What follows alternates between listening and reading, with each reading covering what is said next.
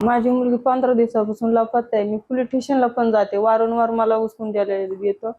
तू इथून गेली नाही तर तुझ्यावर खोटे आरोप करू आम्ही. मी गेले तर माझी कंप्लेंट पण सुईची घेत नाही. आणि तिथं ते आरिफ पठाण म्हणून मुलगा आहे ना, तिथं राहायला होता भाड्याने. हे 2 वर्षापासून चालू होतं.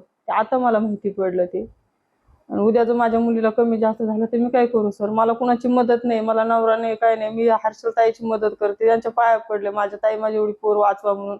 उद्या जर माझ्या पोरीला कमी जास्त झालं तर मी काय करू? माझ्या मागे कुणाचा आधार नाही, माझं सगळं गेलं. माझ्यावर कोण नाही, माझ्यावर सोन्यासारखं लेकरू 15 दिवसापासून नाही सर.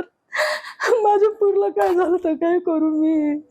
तिकडे याला आरिफ पठाण याला पुण्याच्या तिकडे नाही का ते गाव आहे तिकडे पोलिसाकडे गेलते. ते म्हणते असं म्हणा येईन पोर, तुम्ही असं समजा येईन विषय सोडून दिला आणि तुम्ही जर असं राहिलं तर मग ती पोर येणार नाही असं समजा. एकदम हिमडी राहतो मी असं सांगते मला ते. कोणत्या पोलीस स्टेशनला दाखल केलंय? सिन्नर पोलीस स्टेशनला.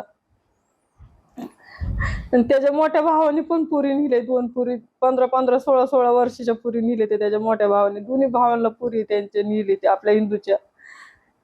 माझ्या शेजारी आमच्या माझ्या बहिणीच्या शेजारी राहत होता तिथं. हे 2 वर्षापासून प्रकरण चालू होतं ते. आता मला माहिती पडलं गेल्यानंतर. बारामतीला तो राहत होता. मला माझी मुलगी आणून द्यावा आणि ते ज्यांनी नेले त्यांना शिक्षा द्यायला द्यावा. मला माझं न्याय द्या. मला दुसरं कोणाचा आधार नाही. मला साहेबांचा मॅडमचा आधार आहे. दुसरं कोण नाही माझ्या पाठीवर. माझा मुलगी माझी सोन्यासारखं लेकरू गेलं 15 दिवसापासून. जोपर्यंत माझी मुलगी आली नाही पर्यंत मी पाणी पिणार नाही, जेवण खावण काहीच करणार नाही. मी मेलं तरी चालेल, मला काही लागत नाही, फक्त माझी पोर लागते. माझे लेकरू बाळ सोडून मला दुसरा कुणाचा आधार नाहीये. ही नाशिक जिल्ह्यातल्या आज आमच्या भगिनी या सिन्नर तालुक्यातल्या शिंदेताई म्हणून या ठिकाणी आज आलेल्या आहेत. त्यांची देखील घटना वास्तविकता तशीच आहे. यांच्या बाबतीत सुद्धा तशाच प्रकारे सिन्नर तालुक्यामधला की कुठेतरी प्रकार असा आहे की त्या मुलीचं देखील वय 17 आहे आणि तिला देखील कुठेतरी गेल्या काही दिवसापासून ती गायब आहे. त्यांनी फिर्याद देण्याकरता त्या गेल्या, फिर्याद घेतली गेली नाही. त्यांना वारंवार तिथं त्यांची पोलीस प्रशासनाकडून अपरास्पद वागणूक त्यांची करण्यात आली, त्यांना हाकलून लावण्यात आलं आणि त्याच्यानंतर कुठंतरी आज फक्त मिसिंगची कंप्लेंट दाखल केली आहे. पण ज्यावेळेला मुलगी 18च्या अंतर्गत अंडर असती, म्हणजे ज्यावेळेला 18 पूर्ण झाल्यानंतर आपण म्हणतो की संज्ञान झाली, पण ज्या वेळेला 18च्या आत असताना त्या मुलीला कुठंतरी पोस्को अंतर्गत गुन्हा दाखल झाला पाहिजे. पण अजून तसा कुठलाही कलम हा पोलीस प्रशासनाने तिथं लावलेला नाही, त्याचा तपास फार गांभीर्याने घेतलेला नाही. म्हणून या घटनेवरती कुठंतरी काम करत असताना आज या सगळ्या घटनेवरती पोलिसांनी अत्यंत बारकाईने काम करणं गरजेचं आहे. मग याच्या मागे देखील अशाच विचाराची लोक आहेत की ज्याला आपण या मुलीचं देखील साम्य तेच आहे की यांना देखील वडिलांचं चित्र नाही आहे या मुलीला देखील, आणि ती 18च्या आत आहे. म्हणजे ज्या वेळेला ती 18 पूर्ण होईल लगेच तिला कुठेतरी प्रसार माध्यमांसमोर आणलं जाईल, कुठेतरी तिचं वेगळं ऍफिडेव्हिट आणलं जाईल, लग्नाचं सर्टिफिकेट आणलं जाईल. पण ह्या सगळ्या घटना घडतात त्या 18च्या आत असताना घडतात. आणि म्हणून कुठेतरी या प्रशासनानं याच्यावरती कुठचं निर्बंध आणणं गरजेचं आहे. जे आरोपी असतात त्या आरोप्यांना कुठेतरी पोलीस प्रशासन मदत करतं का, हा सुद्धा एक फार मोठा प्रश्नचिन्ह आज प्रत्येकाच्या मनामध्ये असतो. तशाच प्रकारची घटना ही वारंवार ज्यावेळेला आम्ही आपल्याला भिगवणमध्ये गेल्यानंतर तिथं देखील शेकडो लोकांनी आम्हाला सांगितलं की तिथलचा एक व्यक्ती तिथलच्या राजकीय लोकांचे स्टेटस लावतो, तो तिथं काही प्रमाणामध्ये त्यांचे संलग्न असतो, अवैध व्यवस्थेच्या माध्यमातून काही पोलीस कर्मचाऱ्यांच्या संपर्कात असतो. आणि मग याच्यामुळेच कुठेतरी अशा काही सर्वसामान्य लोकांना ज्यांना कोणाचाही आधार नसतो कुटुंबामध्ये, विशेषतः पुरुष माणसाचा आधार नसतो, तर त्या कुटुंबाला टार्गेट करून हे लोक असं कृत्य वारंवार करत असताना आपल्याला महाराष्ट्रामध्ये पाहायला मिळतं. आणि म्हणून आमची मागणी हीच आहे की यालाच लव्ह जिहाद म्हणतात. हे बारकाईने आपण विचार केला गेला पाहिजे. ज्या वेळेला हे 18 नसल्यापासून याला टार्गेट केलं जातं आणि 18 असल्यानंतर ज्यावेळेस ते गायब होतात असे कुठेतरी समोर येतात आणि मग आपल्याला सांगितलं नाही त्यांचं प्रेम प्रकरण होतं, पण प्रेम प्रकरण सुरू कधी झालं, ह्याचं वय काय होतं, हे आपण तपासलं गेलं पाहिजे.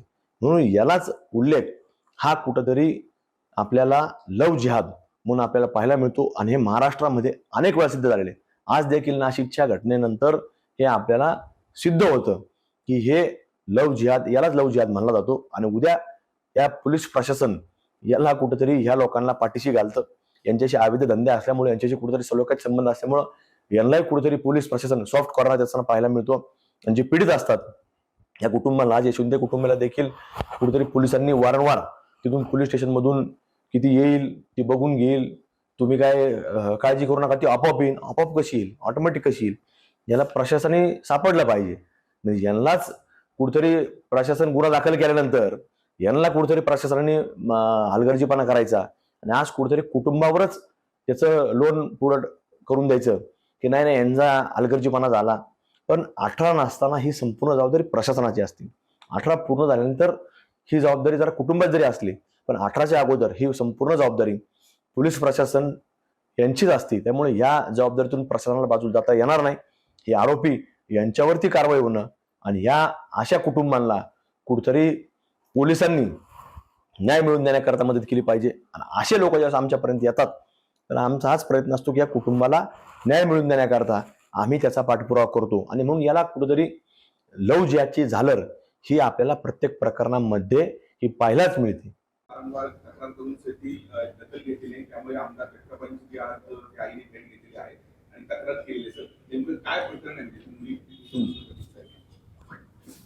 सुदैवाने सिन्नरचे प्रभारी अधिकारी इथेच आहे. गुन्हा दाखल आहे आणि दखल घेतली नाही असं म्हणता येणार नाही, कारण गुन्हा दाखल आहे आणि जवळजवळ 10 ठिकाणी आपण टीम पाठवलेल्या आहेत. आज पण एक टीम बाहेर आहे आणि उद्या परत जसं लोकेशन मिळेल तसं आपला शोध सुरू आहे. लवकरच ती मुलगी मिळेल. काय प्रकरण? एका मुलासोबत ती एक संशयित आहे आणि ते दोघं वेगवेगळ्या धर्माचे आहेत.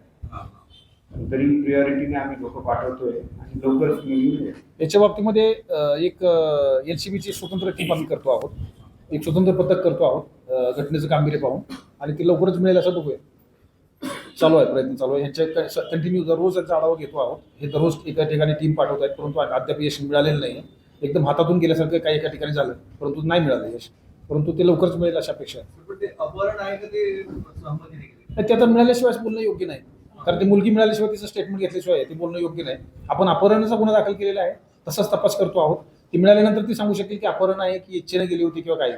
संशय कुठले? तो तिथलाच आहे. तो सिन्नरला राहिला होता काही दिवस असं आतापर्यंत कळलेलं आहे, पण तो सिन्नरहून चालला गेलेला होता आणि पुण्याला राहतो.